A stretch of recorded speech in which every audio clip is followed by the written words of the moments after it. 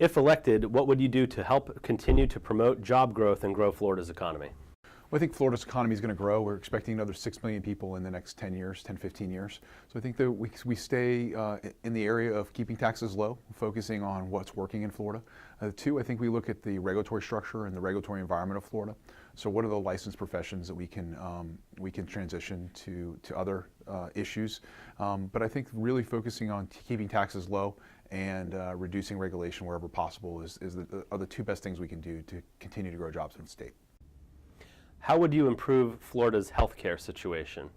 Florida's healthcare situation, we really have to look at, I think, two areas. One, a vast majority of funds that we're spending are end-of-life discussions, and those are some of the most challenging ones that we have to deal with. And so this year we proposed that we began to have a conversation earlier about end-of-life with patients. We think that's appropriate, and try to bring some structure to that conversation. Two, I think we have to look at the entry into the medical system. So specifically allowing ARNPs and nurse practitioners to do more. And I think that's going to change, have to force a change in both how we think about ARNP and nurse practitioner residency, so that they have more family care. But I think the numbers simply show that we're not bringing in enough primary care physicians. And so in order for individuals to have access to the system, we're going to have mid-tier providers provide that access. What challenges do you see in Florida's K-12 education system? And if elected, what would you do to address those challenges? So I think the number one challenge in the K-12 system is just getting kids through third grade.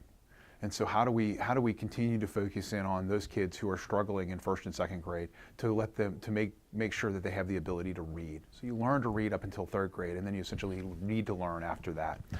So I would say first focus on K-3, and then second we focus on 11th and 12th grade, so that those kids that are able to get an AA and graduate with their high school diploma at the same time have the opportunity to do that.